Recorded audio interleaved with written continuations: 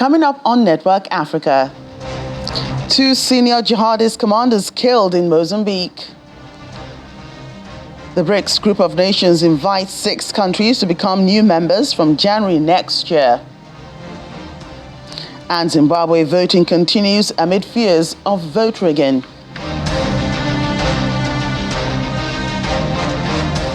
Hello everyone, welcome to the program. I'm Joke Rogers here in Lagos. We begin in Zimbabwe, or in Mozambique, beg your pardon, where a joint operation with regional forces in the country's northern Cabo Delgado province has left 2 senior jihadist leaders dead, according to a statement by the army. One of those killed was Abu Kital, who held the position of Deputy Commander Operations of the group, Ahlu Sunnah wal Jamaa, and the other was Ali Mahando, who also held a senior position within the group. Mozambique's army and allied forces, including Rwandan troops and military mission from Southern Africa's regional bloc, SADC, have been conducting operations in the jihadist-hit province. More than 1 million Mozambique residents have been forced to flee their homes, with more than 4,000 killed in a country that has been battling an Islamic State group-linked insurgency since October 2017.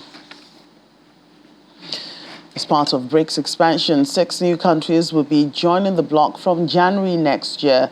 This was announced by South African President Cyril Ramaphosa. The debate over the expansion of the BRICS bloc has topped the agenda at the summit in Johannesburg.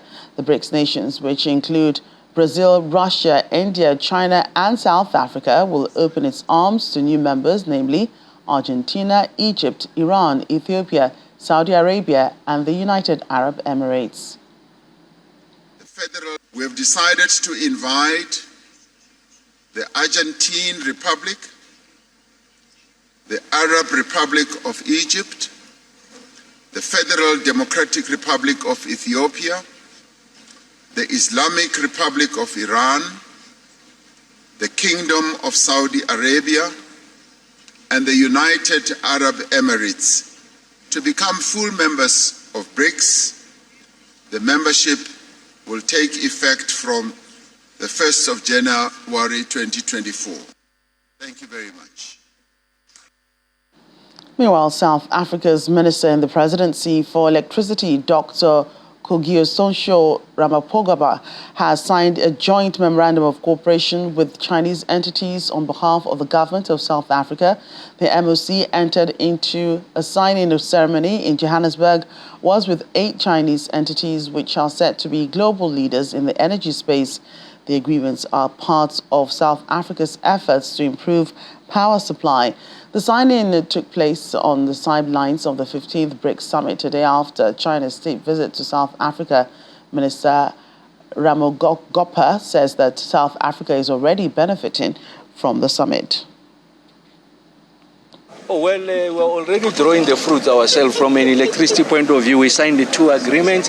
Today we signed the 8 agreements. I did say from an emergency if you like, energy solutions, we are getting those units. The South African public is going to get the benefit of that. We are resolving the financing, the technology element, and the technical expertise and industrialization on the back of the crisis. The Chinese will help us to do that. I must hasten to indicate that we are talking to all the member BRICS countries, by the way.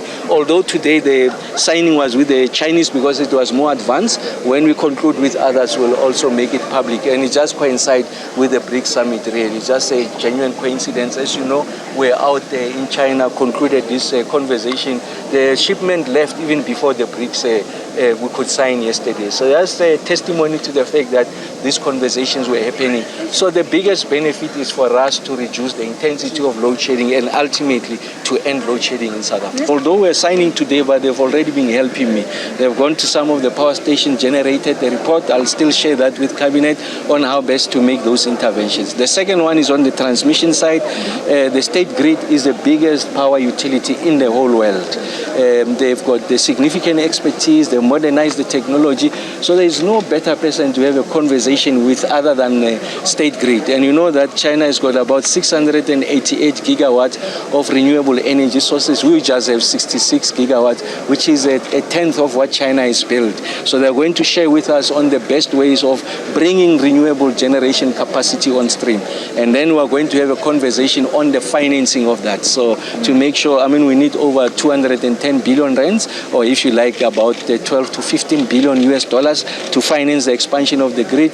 ESCOM is not sitting with that money. The national fiscal matrix cannot accommodate that. So we need to design optimal financing solutions to make it possible for us to draw into the liquidity that sits with China and major industrialized countries. And that's why we're having this conversation, and China will help us. In addition to the donation of the equipment, about 552 units are coming into the country. 450 of those are already in transit. We'll be able to provide clinics, hospital, correctional services, and schools, alternative sources of supply. When there's load shedding, they will continue to have electricity. So that's what we're doing now. In total is 552 is gas generators, diesel generators, mobile power units, and also a package of PV and battery energy storage units. They range from 6 kilowatts, these are small ones, to about 200 kilowatts. They can help us to provide the energy to hospitals and clinics. So we are very confident about the solutions that the Chinese have offered. We have already concluded the technical assessment. They meet all of our requirements, because that was a precondition, just to say, stipulate what you want. Let's get more on the BRICS meeting. Joining us is our South Africa Bureau Chief, Betty Dibia, who joins us from Johannesburg. Hi, Betty. So it's the last day of the BRICS. It's the last day of the BRICS summit. A lot has been said and discussed, obviously. What more can you tell us on the latest developments as regards the BRICS expansion? Yes, we got to hear the Johannesburg declaration, where they announced the addition of 6 new members beginning from the 1st of January 2024. And that includes Saudi Arabia, the United Arab Emirates, Egypt, and 2 other countries, Egypt, Iran, and Argentina.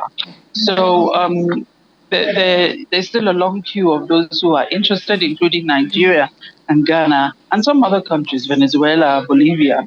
Many still on the queue wanting to be part of the body. Right now, they're having the BRICS Africa outreach, where all the other countries are addressing the body. Some of them are pitching the goodies in their own countries and why they should be part of the BRICS bloc. Nigeria is yet to speak. Our Vice President Kashim Shettima is here, or Kashim Shettima. He's here to speak. He's representing President Bola Tinubu. So at this moment, we have 6 new members of BRICS who will be joining. Although Egypt, for example, and the UAE have been members of the New Development Bank, that's the BRICS Bank, they're shareholders in the bank with their 1 point something and 2 point something % shareholding in the BRICS bank called the New Development Bank. And right, so is there a likelihood that some of those other countries that are, trying to join up, some of those more popular ones, especially Nigeria that's bidding to join, are they still going to, give their decision on that before, the meeting officially ends? No, certainly not. They've ended already the BRICS proper, the core BRICS meeting. So they've ended that already, and they've given the declaration. So all the other members, but the way that the leaders spoke, the BRICS leaders spoke, is sort of leaving the door open for more members to join, and the reasons why it's better for them to have more members and more strength. Because now, as we speak, with the 6 6 countries that have just joined, the combined contribution to global GDP has gone up now, of the body, has gone up now to 37% of the world GDP. And then these countries contribute about 46% of the world population. That's a plus. So they are open, and they're also open to what they call the partner model, where other countries may not necessarily be members, but they will be partners, and they do things together in certain formats. And what's the criteria, what criteria did they give for joining the bloc? Why those 6 countries, the ones that you have just announced, why those? Why not, some of the others that were also lining up to join the bloc?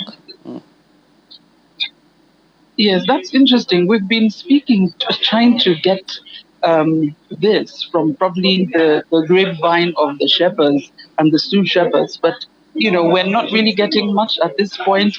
One of the things we got was that this has to do with countries without sanctions. But we know that Iran has a string of sanctions dating way, way, way back, a few decades back, even up till today. So that may not be it. Iran is oil rich, Saudi Arabia is oil rich, UAE oil rich as well. The others are Egypt and the other two countries, Argentina and Ethiopia in South Africa, and the Ethiopian prime minister is here as well. So we don't really know. That rules out the issue of countries without sanctions, because that's what we heard, that the criteria is countries that have no sanctions hanging on maybe the officials or the country. But with Iran in the mix, that rules that out. So we don't really know. That's something we'll still have to find out, but it's not stated clearly what the criteria is. But these are countries that have been pushing. They didn't start today, like some of the other countries who just showed interest in joining the bloc. And the foundation members, Brazil, Russia, India, China, and South Africa, they must have had, particular interests that they had, common interests for forming the group in the first place. But were there any divisions, as per to admitting more people? I know you said that they were open to bringing in more members. Were there initial divisions within the group to say, okay, we want more members to join the bloc? Oh, yes, definitely. And it showed in what the Russian president that saying he was commending the host president, Cyril Ramaphosa of South Africa, saying that he was quite patient and, for him hosting. And let me quote his words here, where he said, the talk getting to this point of admitting more members, it was challenging work. So there were some countries who were not for admitting more members initially. Some at some point, and I'm sure a lot of tradings went into it for some to agree for some particular countries. I won't mention which, but I know that Brazil had some hesitation at some point. At some point, India but for certain reasons, and it's a body that goes by consensus. So I think finally everybody had to agree for some reason, which we'll get to find out why they will settle for these countries that they settled in. But as a country, there's no voting. It's just consensus. Do we agree? But now that you have more members, the dynamics of the body may change. And if you admit even more numbers, we'll still get to see how the dynamics of the body going forward in making decisions regarding different things. And one interesting thing, let me just, deviate away from the summit a little bit, Betty. To the outcome of this summit is the Russian President Vladimir Putin saying that Russia wants to end the war unleashed by the West in Ukraine. Are there any hints on how he hopes to achieve that, despite both parties failing to come to the negotiating table? Well, he didn't say anything new or anything unexpected, blaming the usual suspects. But both parties have a list of conditions for negotiating. But on the part of Russia, if you recall, the Russian president has been saying, we had these conditions, Ukraine agreed, but with the meddling of the West, Ukraine now decided to backtrack. But both sides are not agreeing to sit. But at some point, this will have to happen. Something will have to give, given the devastation in that region. But he didn't say anything new, just the blame game and then the consequences, saying the West is bringing the colonial and neo-colonial policy in that area, which has had devastating consequences. It has come with devastating consequences for all the region and for Ukraine in particular. But there is no new condition. It's the same one, recognition of Crimea as part of Russia and recognition of independence of the two Donetsk and the Luhansk, I think, in Ukraine, the autonomy of those areas, among a string of conditions. And Ukraine has their own conditions as well. So they're nothing new here. And we're hoping. But everybody is talking about how to get there is the problem. The UN Secretary General is here, Antonio Guterres. He talks about getting to a peaceful solution as well in that area, among other areas that you listed. It's how to get to peace that is the issue. But nothing new that the Russian president said. Right. Thanks again, Betty. Our South Africa Bureau Chief Betty Dibia speaking to us from Johannesburg, South Africa. And coming up after the break, United Nations Migration Agency says conflict and drought make 4 million Ethiopians homeless. We'll bring you details in a moment. Please stay with us.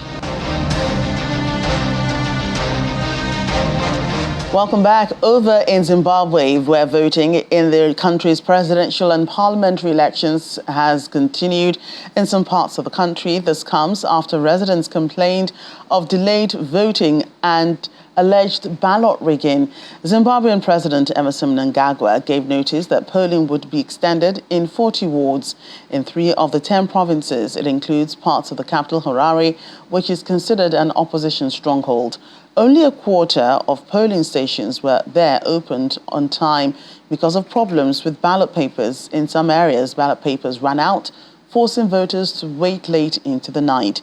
The elections body blamed last-minute court challenges for the late arrival of council election ballot papers. Citizen Coalition for Change opposition leader Nelson Chamisa accuses the governing ZANU-PF of voter suppression. Elsewhere now, the peacekeeping mission in the Democratic Republic of Congo, MONUSCO, has condemned the attack that took place earlier this week in the Samboko area of Ituri. Speaking to reporters, UN spokesperson Stefan Dujarric made this known, expressing the mission's readiness to support any investigation into the latest attack and head of the mission's call for an immediate end to violence against civilians by all armed groups.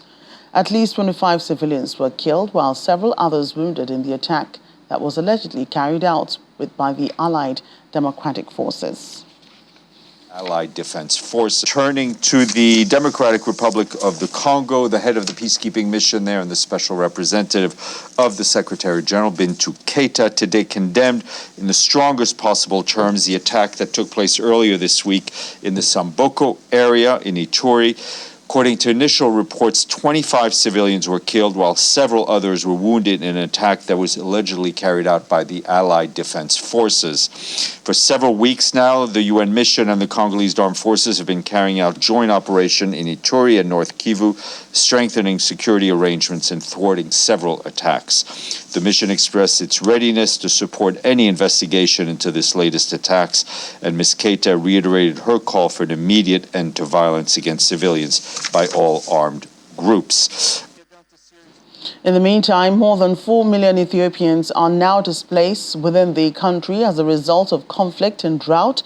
That's according to the United Nations Migration Agency. The National Displacement Report, which covers the period between last November and June 2023, says 2/3 of them were forced from their homes by conflicts. For the first time since 2021, the report includes the war-hit region of Tigray, which has Ethiopia's biggest population uprooted by war, more than 1 million people. The Somali region in eastern Ethiopia hosts the highest number displaced primarily by drought. Earlier, the UN said more than 20 million Ethiopians were in need of food assistance and $4 billion was required to meet their needs. And sanctions by the regional bloc ECOWAS are not just threatening Niger's food and aid and medical supplies, but it's also taken a toll on the movements of people and goods from neighboring countries. While the World Food Programme and the UN Children's Agency say they have no plans to cut back operations in Niger, they are warning that time is running out. The Malaville border crossing in northern Benin is one of the busiest in West Africa. Trucks with food, humanitarian aid and industrial materials usually flow freely into neighboring Niger, one of the world's poorest countries. However, the border is at a standstill. A line of thousands of trucks stretch back 25 kilometers from the muddy shores of the Niger River that marks the frontier. Drivers stranded for weeks hang their clothes between trucks. Away from border guards, petty traders pile goods into wooden boats to cross the rain-lashed river. The backlog is one of the clearest signs yet of the impact of sanctions imposed by regional bloc ECOWAS on Niger after a military coup on July the 26th. The blockade is meant to pressure the junta to restore President Mohamed Bazoum to office. Drivers at the border appear to be preparing for a long wait. Some have erected makeshift tents and cook on little charcoal stoves. Others are scrounging for food as their money runs out. Nigerian trucker Suleiman, who has been stuck at the border with his cargo of sugar and oil for over 20 days, laments his experience. Nobody came to ask about our health. We don't know whether we've been taken hostage or what. We're Africans. We are Nigerians. According to the United Nations, some 6,000 tons of goods from the United Nations World Food Programme are stocked outside Niger, including cereals, cooking oil and food for malnourished children. UNICEF containers are also stranded at the border and in Benin's Cotonou port. While residents say there's still food on the shelves of Niamey, however, prices have shot up. Since sanctions were announced, the price of rice has increased by 21%. The situation must not be allowed to drag on for so long as to damage the countries directly affected by this decision. There's also concern that the impasse could begin to affect Benin's pork-centric economy, especially in border areas like Malaville, where jobs, prices, and opportunities are closely linked to the movement of people and goods. And back here in Nigeria, young tech minds have been challenged at the Digitest 2023 to develop digital solutions for effective waste management. Participants in the annual ICT Creative Camp and Competition, which held in Abuja, the nation's capital, stand a chance to win a grand prize of ₦1 million if their tech solution is considered the best. Nigeria of our dreams. It's the opening ceremony of Digitest 2023, an annual ICT creative camp and competition for techies from the age of 8 to 18 in Abuja. This year, the competition is themed around digital solutions to plastic waste management. During the contest, these young techies will be divided into groups. Groups expected to come up with the best idea for the management of plastic waste with a ₦1 million prize up for grabs. The chairman's opening remark is centered around first creating value, making money, and most importantly, managing waste using tech solutions. This is business. Even you as children, you should be thinking about how to make money from anything that you do. You are here to think into 5 years, into 10 years, 20 years, can you make a career out of managing waste? The emphasis today is on plastics, but there are other kinds of waste. The way you manage plastics, you manage all other kinds of waste. Waste is wealth. Waste is money. Digitest's national coordinator, Mrs. Ibukun Odushote, further emphasizes the need for the techies to come up with sustainable ways through tech to solve the waste management issues, just as the keynote speaker, Dr. Olufunto Borofis, asks the participants to think outside the box. The escalating issue of plastic waste demands urgent attention and innovative solutions. It is our firm belief that technology, combined with the creative minds of our young participants, can pave the way for a sustainable future. How do we use digital solutions today to solve some of these plastic waste problems that we have? Because you have to understand that the plastic waste that we're generating today does not just affect each and every one of us, right? But it also affects the animals in the ocean. Right now, 64 million tons of waste is generated in Nigeria. 2.5 million of that is plastic. And do you know that Nigeria, okay, we're number 9 in the world in terms of plastic waste that is going into our oceans, which is not a good number to be. Some of the participants expressed the desire to come up with solutions that will change the story of waste recycling in the country while making money at it. I think that if you recycle, you can help the earth in a lot of ways by producing new things like mattresses, duvets, new clothes, and so much more. So I hope that others can recycle as much as me and my friends are recycling from what we have learned as Digitest 2023. In the coming days, these young techies will be placed in groups to brainstorm and come up with an idea that will change the waste disposal story in the country.